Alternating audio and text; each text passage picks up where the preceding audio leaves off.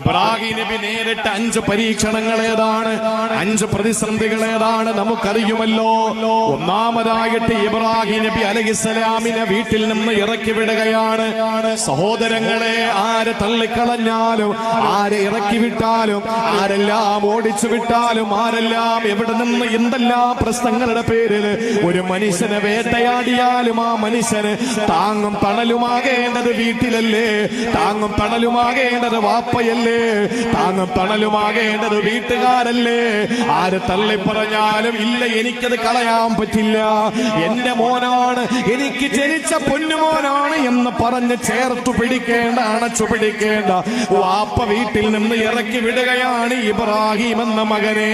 അറിയുമല്ലോ പ്രിയപ്പെട്ടവരെ, വിഗ്രഹത്തിന്റെ നിർമ്മാതാവായ, വിഗ്രഹത്തിന്റെ ആരാധകനായ, വിഗ്രഹത്തിന്റെ ക്രയവിക്രയം നടത്തി കച്ചവടം നടത്തിയിരുന്ന ആസർ എന്ന് പറയുന്ന പിതാവിന്റെ മുമ്പിൽ നിന്ന് ഇബ്രാഹിം നബി അലൈഹിസ്സലാമിന് വീട് വിട്ടിറങ്ങേണ്ടി വന്നു.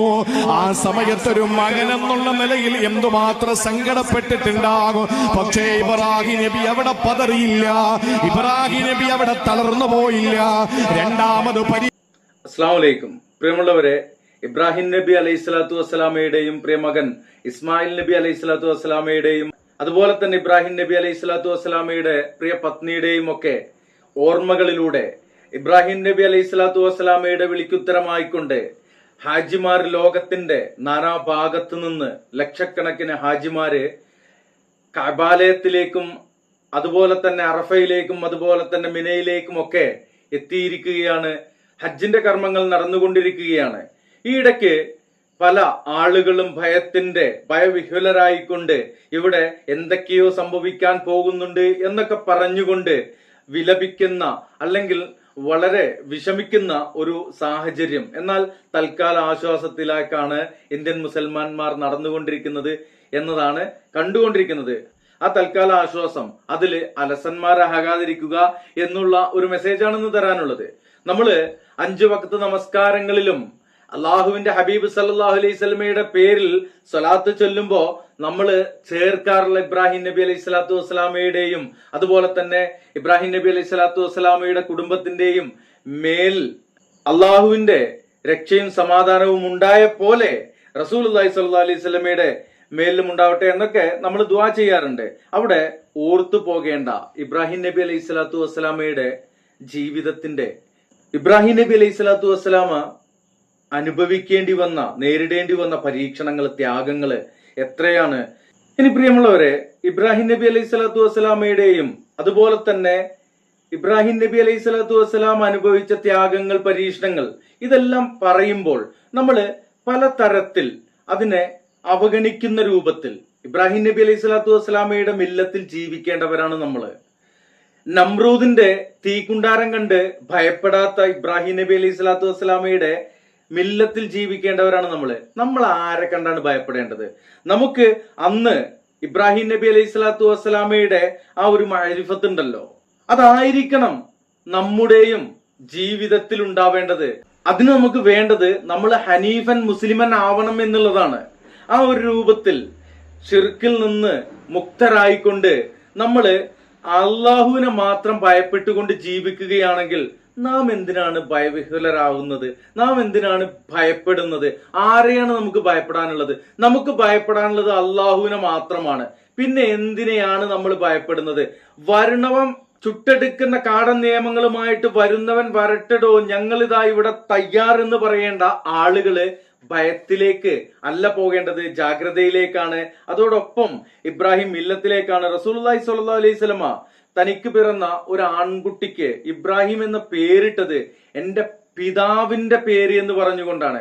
അത്രയേറെ സ്നേഹമായിരുന്നു ആ മില്ലത്തിൽ ജീവിച്ചിരുന്ന മുത്തു മുഹമ്മദ് മുസ്തഫ സല്ലല്ലാഹു അലൈഹി വസല്ലമയ്ക്ക്. റസൂലുള്ളാഹി സ്വല്ലല്ലാഹു അലൈഹി വസല്ലമയുടെ പിതാവിന്റെ പേരായ അബ്ദുള്ള എന്നോ അല്ലെങ്കിൽ റസൂലുള്ളാഹി സ്വല്ലല്ലാഹു അലൈഹി വസല്ലമയുടെ പിതാമഹനായ അബ്ദുൽ മുത്തലിബ് എന്നോ ഒക്കെ റസൂലുള്ളാഹി സ്വല്ലല്ലാഹു അലൈഹി വസല്ലമയ്ക്ക് ഉണ്ടായിരുന്നു. എന്നാൽ അള്ളാഹുവിന്റെ ഹബീബ് സല്ലല്ലാഹു അലൈഹി വസല്ലമ ഇബ്രാഹിമിയ മില്ലത്തിൽ ജീവിക്കുന്ന റസൂലുള്ളാഹി സ്വല്ലല്ലാഹു അലൈഹി വസല്ലമ ഒരു മകനിട്ട പേര് ഇബ്രാഹിം എന്നായിരുന്നു. ആ ഒരു വിഷയം മനാനിസ പറയുന്നത് കേൾക്കാം. ഒരിക്കൽ പ്രവാചകന് സുബഹിന്റെ സമയത്ത് സഹാബത്തിനെ വിളിച്ചിട്ട് ഇന്നലെ രാത്രിയിൽ എനിക്കൊരു ആൺകുട്ടി പിറന്നിരിക്കുകയാ. ഇന്നലത്തെ രാത്രിയിൽ എനിക്കൊരു ആൺകുട്ടി പിറന്നു സഹാബത്തെ. മാരിയത്തുൽ ഖിബ്തിയ എന്ന പെണ്ണിലൂടെ എനിക്കൊരു ആൺകുട്ടി പിറന്നിരിക്കുകയാണ്. മാരിയത്തുൽ ഖിബ്തിയ എന്ന അടിമ സ്ത്രീയിൽ നിന്ന് റസൂലുള്ളാഹിന് ഒരു ആൺകുട്ടി പിറന്നു. ആ ആൺകുട്ടിക്ക് നബി റസൂലുള്ള കൊടുത്ത പേരേതെന്നറിയോ? മഹാനായ നബി തങ്ങൾ തന്നെ പറയുകയാണ്, സമ്മൈതുഹു ബിസ്മി അബി ഇബ്രാഹിം. എന്റെ പിതാവ് ഇബ്രാഹിം നബിയുടെ പേരാണ് ഞാൻ എന്റെ മോനിട്ട് കൊടുത്തത്. പ്രിയപ്പെട്ട സഹോദരിമാരെ, ഇബ്രാഹിം നബിയുടെ പേര് തന്റെ പൊന്നുമോനിടുന്നതിലൂടെ അല്ലാഹുവിന്റെ റസൂൽ ഉദ്ദേശിച്ചത് എന്താണെന്നറിയോ? ലോകം അവസാനിക്കുന്നതുവരെ ഇബ്രാഹിം നബിയുടെ സ്മരണ ഈ ലോകത്ത് നിലനിർത്തണമെന്നാണ്. എന്തേ റസൂലുള്ളാഹിന്റെ വാപ്പ അബ്ദുള്ളയുടെ പേരിട്ടുകൂടെയോ? അദ്ദേഹത്തിന്റെ പിതാവ് അബ്ദുൽ മുത്തലിബിന്റെ പേരിട്ടുകൂടെയോ? അല്ലെങ്കിൽ ഹബീബായ നബി തങ്ങൾക്ക് വേറെ ഏതെല്ലാം പേരിട്ട് കൊടുക്കാം. പക്ഷേ അല്ലാഹുവിന്റെ റസൂൽ പറയുന്നത് സമ്മൈതുഹു ബിസ്മി അബി ഇബ്രാഹിം. എന്റെ പിതാവായ ഇബ്രാഹിം നബിയുടെ പേരാണ് എന്റെ മോന് ഞാൻ കൊടുത്തത്. ഉസ്താദ് നവാസ് മന്നാനി പനവൂർ അദ്ദേഹം ഇത് നീണ്ടൊരു വീഡിയോ ആയിട്ട് ഈ വിഷയം തന്നെ പ്രതിപാദിച്ചു പോകുന്നുണ്ട്. നമുക്ക് സമയപരിമിതി കാരണം കൊണ്ട് കുറച്ചേ കാണിക്കാൻ കഴിയുന്നുള്ള ഒരു ചെറിയ ഭാഗം കൂടിയും വീഡിയോയുടെ അവസാനത്തിൽ ചേർക്കുന്നുണ്ട്.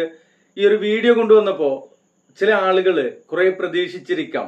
എന്നാൽ പ്രതീക്ഷിക്കാൻ നമ്മൾ സാധാരണ വിമർശിക്കുന്ന വീഡിയോകളെക്കാൾ നമ്മൾ നെഞ്ചേറ്റേണ്ട വീഡിയോകളാണ് ഇതൊക്കെ. ഇതിലൊക്കെയുള്ള മെസ്സേജുകൾ വളരെ വളരെ വലുതാണ്. അതില് പറയുന്നത് ലോകാവസാനം വരെ നിലനിൽക്കേണ്ട ഇബ്രാഹിം നബി അലൈഹി സ്വലാത്തു വസ്സലാമയുടെ ആ ഒരു മില്ലത്തുണ്ടല്ലോ, ആ ഒരു ഇസ്സത്തുണ്ടല്ലോ, അത് നിലനിർത്തേണ്ട ഈ കാലഘട്ടത്തിലെ ആളുകളാണ് നമ്മള്. അപ്പോ ഭയപ്പെടേണ്ടത് റബ്ബ് സുബ്ഹാനഹു വ തആലയെ മാത്രമാണ്. അല്ലാത്ത ഭയങ്ങളൊക്കെ അത് അപകടമാണ്, ശിർക്കാണ് എന്നുള്ളത് മനസ്സിലാക്കുക. ഭയം ഒന്നിനെയും ഭയപ്പെടേണ്ടതില്ല, ജാഗ്രത മതി.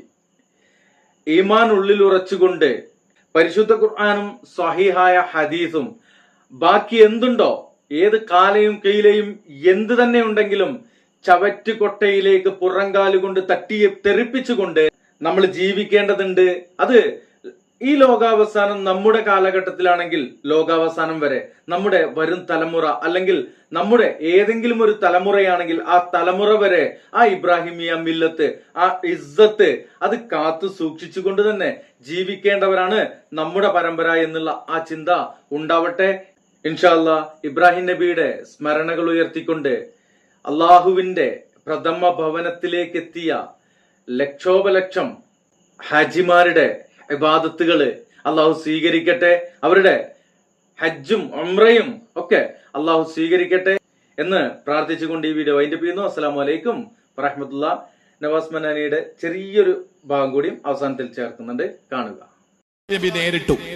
ശ്രദ്ധിക്കണേ, ഈ 5 പരീക്ഷണങ്ങൾ മലപ്പുറം ജില്ലയിൽ വീതിച്ചു കൊടുത്താൽ, കേരളത്തിൽ വീതിച്ചു കൊടുത്താൽ, ഇന്ത്യയിൽ വീതിച്ചു കൊടുത്താൽ, ഇബ്രാഹിം നബി നേരിട്ട 5 പ്രതിസന്ധികൾ, 5 പരീക്ഷണങ്ങൾ ലോകത്തുള്ള മുഴുവൻ മനുഷ്യർക്കും വീതിച്ചു കൊടുത്താൽ പോലും ബാക്കിയാവും.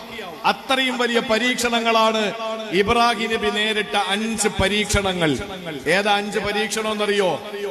പക്ഷെ ഒന്ന് നമ്മൾ അറിയണം, ഈ 5 സ്ഥലത്തും ഇബ്രാഹിം നബി പതറിയില്ല. ഈ 5 സ്ഥലത്തും ഇബ്രാഹിം നബി തളർന്നില്ല. ഈ 5 സ്ഥലത്തും ഇബ്രാഹിം നബി കരഞ്ഞില്ല. ഈ 5 സ്ഥലത്തും ഇബ്രാഹിം നബി അലൈഹിസ്സലാം ചഞ്ചലനായില്ല. പക്ഷേ ഇബ്രാഹിം നബി സങ്കടപ്പെട്ടു പോയത് ഒരേ ഒരു സ്ഥലത്താണ്. അത് ഞാൻ പിന്നീട് പറയാം. അത് ഈ ഇബ്രാഹിം നബിയുമായി ബന്ധപ്പെട്ടതല്ല. പക്ഷേ മറ്റൊരു സ്ഥലത്ത് ഇബ്രാഹിം നബിക്ക് സങ്കടം ഉണ്ടായി. അതാണ് നമ്മുടെ ഏറ്റവും പ്രധാനമായി ഈ കാലഘട്ടത്തിൽ ഉണ്ടാകേണ്ട കാര്യം. ശ്രദ്ധിച്ചു കേട്ടോ. ഇബ്രാഹിം